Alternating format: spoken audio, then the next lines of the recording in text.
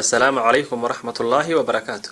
Khabiirkii u dhashay waddanka Ruushka ee aqoonta fog u lahaa dawooyinka dabiiciga ah ayaa buuggiisii caafimaadka wuxuu kaga hadlay faa'iidada ay leedahay jeex yar oo toona oo habeenkii xilliga hurdada ka hor la cuno lana wada muddo bila. Faa'iidooyinka uu digtoorkaasi xusay oo aynu ka soo qaadan doono 10 ka mid ah ayaa waxay kala ahaayeen: 1. Marka jeex yar oo toona la cuno habeenkii xilliga hurdada ka hor lana wada muddo bil ah, waxay ilaa xad kor u qaadaa difaaca jidhka, waxaanay la dagaalantaa xanuuno badan oo qaarkood lagu sheegay kuwo halis ah. 2. Waxay yaraysaa hoosna u dhigtaa halista dhiigkarka. 3.